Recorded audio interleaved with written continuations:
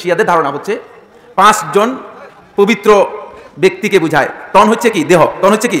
ফার্সিতে পাঁচ হলো 5, ফার্সি শব্দ পাঁচ হলো 5, তন হলো কি? দেহ। 5টি পবিত্র সত্তা, 5টি পবিত্র সত্তা। এই 5টি পবিত্র সত্তা আপনারা জানেন কিনা কেউ কেউ? হ্যাঁ, জানেন না?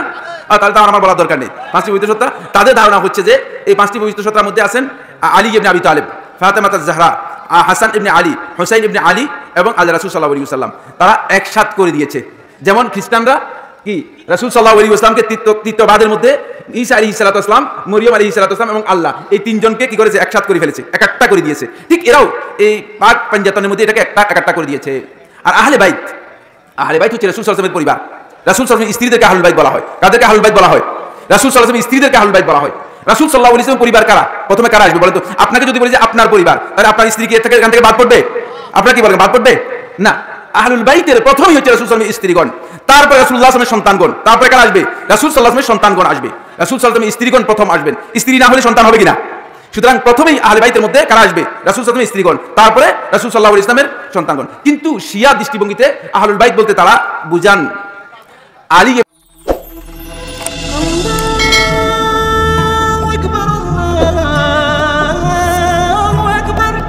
বারাকাতুহু আলাইকুম আহলাল বাইত।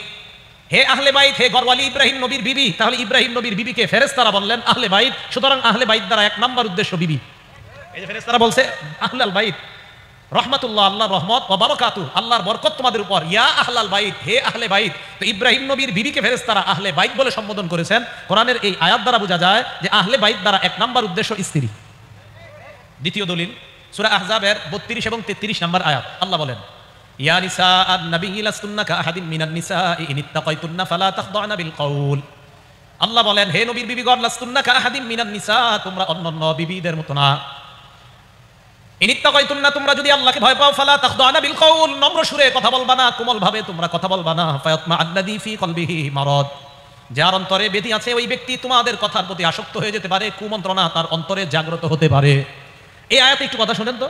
নবীর বিবিদেরকে আল্লাহ বলছে কোমল ভাষায় কথা বললে যাদের অন্তরে রোগ আছে, রুগ্ন হৃদয়ওয়ালা পুরুষদের মনে কুমন্ত্রণা জাগ্রত হতে পারে। নবীর বিবিদেরকে এই কথা শাহাদাত ওতপ্রোতভাবে জড়িত, কারণ মানবতার ইতিহাসে এহেন ঘৃণ্য ঘটনা, একেবারে মানবতার ইতিহাসে এহেন ঘৃণ্য ঘটনা আসমান কখনো দেখেনি, জমিনে কখনো এত ঘৃণ্য, এত এত পাশবিকতা জমিন কখনো দেখেনি।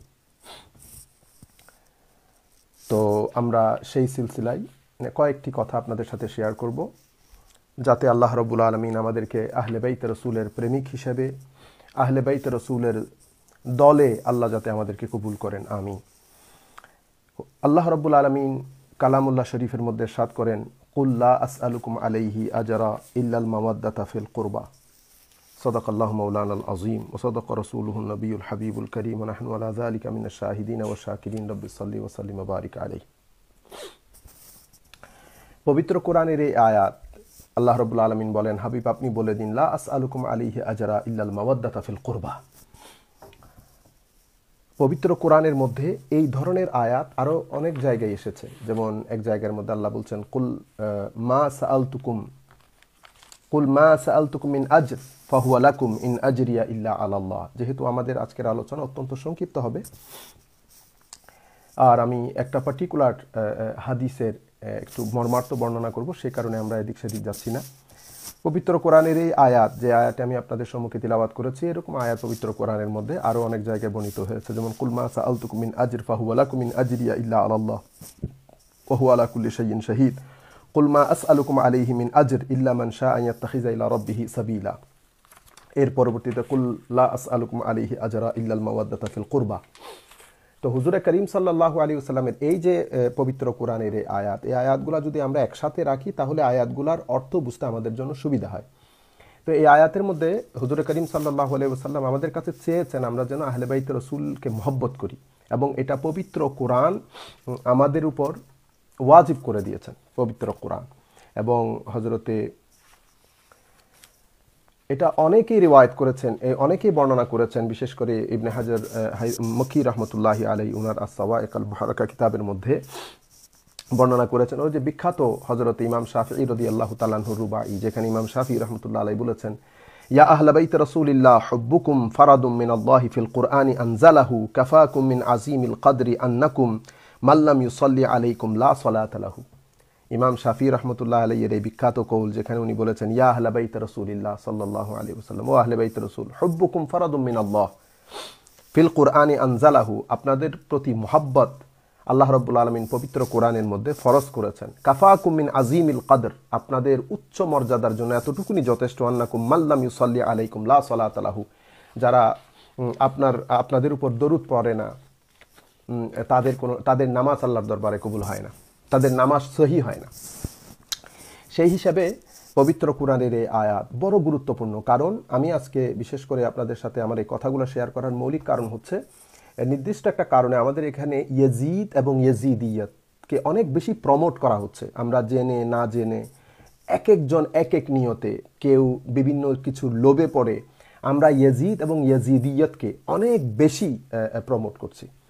অথচ আপনি দেখেন, এই আয়াত যখন অবতীর্ণ হয়, এই আয়াতের প্রেক্ষাপট সম্পর্কে আমি এখন যে হাদিস পড়ছি, সেই হাদিসটি ইমাম তাবরানি ওনার আল মু'জামুল কবিরের মধ্যে হাদিস নাম্বার 2641, ইমাম তাবরানি আল মু'জামুল কবিরের মধ্যে, ইমাম হাইসামি মাজমাউজ জাওয়ায়েদের মধ্যে রিওয়ায়াত করেছেন।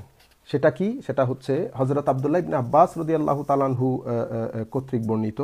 উনি বলেন, লাম্মা নাজালাত কুল্লা আসআলুকুম আলাইহি আজরা ইল্লাল মাওয়াদ্দাতা ফিল কুরবা, লাম্মা নুজিলাত, এই আয়াত যখন অবতীর্ণ হয়, ক্বালু ইয়া রাসূলুল্লাহ সাল্লাল্লাহু আলাইহি ওয়াসাল্লাম, তখন সাহাবায়ে কেরাম রাসূল পাক সাল্লাল্লাহু আলাইহি ওয়াসাল্লামের দরবারে আরজ করে যে, ইয়া রাসূলুল্লাহ সাল্লাল্লাহু আলাইহি ওয়াসাল্লাম, ওমান কারাবাতুকা হাউলা আল্লাযিনা ওয়াজাবাত আলাইনা মাওয়াদ্দাতুহুম, ইয়া রাসূলুল্লাহ সাল্লাল্লাহু আলাইহি ওয়াসাল্লাম, আপনার কোন কারাবাতদার, আপনার কোন আহলে বাইত, নিকটাত্মীয়, যাদের উপর যাদেরকে মহব্বত করা আল্লাহ রাব্বুল আলামিন আমাদের উপর ফরজ করেছেন, ওয়াজিব করেছেন। ক্বালা আলিয়ুন ওয়া ফাতিমা ওয়া ইবনাহুমা, হুজুরে করিম সাল্লাল্লাহু আলাইহি ওয়াসাল্লাম বলেছেন, আলী, হযরত আলী কাররামাল্লাহু ওয়াজহাহু, আলী আলাইহিস সালাম, হযরত ফাতিমা আলাইহাস সালাম, হযরতে ইমামে হাসান, ইমামে হুসাইন আলাইহিমুস সালাম, এই চারজনের মহব্বত। এখন প্রশ্ন ওঠে যে অন্যান্য সকলেই আহলে বাইত রাসূল, সকলেই আমাদের মাতার তাজ, সকলেই অনেক বেশি সম্মানিত, কিন্তু এই চারজনকে একটা স্পেশাল জায়গা দেওয়া হয়েছে, একটা স্পেশাল স্ট্যাটাস দেওয়া হয়েছে। যেমন হুজুরে করিম সাল্লাল্লাহু আলাইহি ওয়াসাল্লাম এক হাদিসের মধ্যে ইরশাদ করেন যে, এই হাদিস ইমাম তিরমিজি ওনার আল জামিআ সহিহর মধ্যে বর্ণনা করেন, ইমাম তিরমিজি। এরপর ইমাম আহমদ ইবনে হাম্বল, ইমাম তিরমিজির হাদিস নাম্বার 3733, ইমাম আহমদ ইবনে হাম্বল ওনার মুসনাদের মধ্যে 576, ইমাম তিরমিজি ওনার সুনানের মধ্যে, ইমাম আহমদ ইবনে হাম্বল ফাদাইল সাহাবার মধ্যে, ইমাম তাবরানি আল মু'জামুল কবিরের মধ্যে, ইমাম তিরমিজি ওনার জামে তিরমিজি শরীফের মধ্যে হাদিস বর্ণিত হয়েছে। এরপরে ইমাম তাবরানি আল মু'জামুল কবিরের মধ্যে হাদিস নম্বর 2654 নম্বর হাদিস। এই হাদিসের মধ্যে হুজুর করিম সাল্লাল্লাহু আলাইহি ওয়াসাল্লাম ইরশাদ করছেন, আন আলী ইবনে আবি তালিব রাদিয়াল্লাহু আনহু আন্না রাসূলুল্লাহ সাল্লাল্লাহু আলাইহি ওয়াসাল্লাম আখাযা বিয়াদে হাসান ওয়া হুসাইন, হযরত রাসূল করিম সাল্লাল্লাহু আলাইহি ওয়াসাল্লাম ইমামে হাসান এবং ইমাম হুসাইন রাদিয়াল্লাহু তাআলা আনহুর হাত ধরলেন, ধরে বললেন, ফাকাল মান আহাব্বানি ওয়া আহাব্বা হাযাইন ওয়া আবাহুমা ওয়া উম্মাহুমা কানা মাই ফি দারাজাতি ইয়াউমাল কিয়ামা।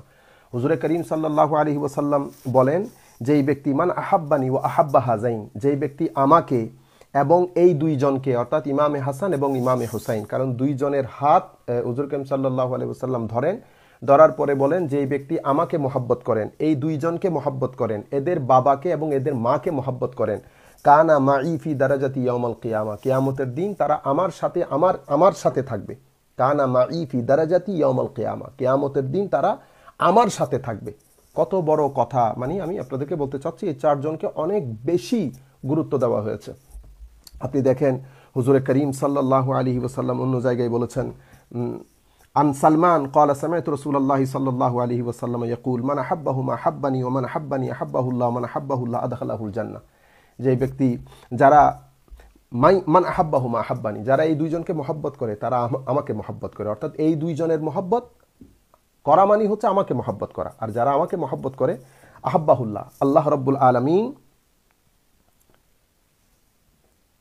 যে আমাকে মহব্বত করে আল্লাহ তাকে মহব্বত করে, আদখালাহু, আর ওয়ামান আহাব্বাহুল্লাহ আদখালাহুল জান্নাহ, আল্লাহ যাকে মহব্বত করে তাকে আল্লাহ রাব্বুল আলামিন জান্নাত দান করবেন। এই যে একটার পর একটা হাদিস আপনি দেখেন, আমি আরেকটা হাদিস আপনাদেরকে পড়ে শোনাই, যে হাদিসের মধ্যে হুজুরে করিম সাল্লাল্লাহু আলাইহি ওয়াসাল্লাম ইরশাদ করেছেন যে, আমি কি তোমাদেরকে বলবো না, হযরত আব্দুল্লাহ ইবনে আব্বাস রাদিয়াল্লাহু তাআলা আনহু থেকে হাদিস বর্ণিত। এটা ইমাম তাবরানী ওনাল মুআজামুল কবীরের মধ্যে, ইমাম তাবরানী আল মুআজামুল আওসাতের মধ্যে, ইমাম ইবনে আসাকির তারিখ দিমাশকের মধ্যে, ইমাম হাইসামি মুজমাউ যাওয়ায়েদের মধ্যে, ইমাম হিন্দি কনজুল উম্মালের মধ্যে অসংখ্য মুহাদ্দিসিনে কেরামে হাদিস বর্ণনা করেছেন। হযরত আব্দুল্লাহ ইবনে আব্বাস থেকে বর্ণিত বড় দারুণ হাদিস, আপনাদের বড় ভালো লাগবে। সেটা কি, রাসূল করিম সাল্লাল্লাহু আলাইহি ওয়াসাল্লাম ইরশাদ করেছেন, আইয়ুহান নাস, হে মানুষ, আলা উখবিরুকুম বিখাইরিন নাসি জাদ্দান ওয়া জাদ্দাতান, আমি কি তোমাদেরকে বলবো না যে দাদা এবং দাদির দিক থেকে তোমাদের মধ্যে দাদা এবং দাদির দিক থেকে সবচেয়ে উত্তম মানুষকে? আলা উখবিরুকুম বিখাইরিন নাসি আম্মান ওয়া আম্মাতান, আমি চাচা এবং চাচির দিক থেকে, চাচা ফুফুর দিক থেকে সবচেয়ে উত্তম মানুষকে কি তোমাদেরকে বলবো না? আলা উখবিরুকুম বিখাইরিন নাসি খালান ওয়া খালাতান, মামা এবং খালার দিক থেকে পৃথিবীর সবচেয়ে উত্তম মানুষকে আমি কি তোমাদেরকে বলবো না? আলা উখবিরুকুম বিখাইরিন নাসি আবান ওয়া উম্মান, আমি কি তোমাদেরকে বলবো না বাবা এবং মার দিক থেকে পৃথিবীর সবচেয়ে উত্তম পুরুষকে? রাসূল আকরাম সাল্লাল্লাহু আলাইহি ওয়াসাল্লাম এরপরে বলেন, হুমাল হাসান ওয়াল হুসাইন, দাদা দাদি, আপনি দেখেন দাদা দাদি, চাচা ফুফু, খালা এবং মামা, বাবা এবং মা। তাহলে বাবা মা, দাদা দাদি, খালা মামা, চাচা ফুফু, এই আত্মীয়তার দিক থেকে পৃথিবীর সবচেয়ে উত্তম পুরুষকে, পৃথিবীর সবচেয়ে উত্তম মানুষকে হুজুর করিম সাল্লাল্লাহু আলাইহি ওয়াসাল্লাম বলছেন হাসান এবং হুসাইন। কেন? কারণ জাদ্দাহুমা রাসূলুল্লাহ সাল্লাল্লাহু আলাইহি ওয়াসাল্লাম ওয়া জাদ্দাতুহুমা খাদিজা রাদিয়াল্লাহু তাআলা আনহা, অর্থাৎ তাদের দাদা হচ্ছেন রাসূল করিম সাল্লাল্লাহু আলাইহি ওয়াসাল্লাম ইমামুল মুরসালিন, আর তাদের দাদি হচ্ছেন খাদিজা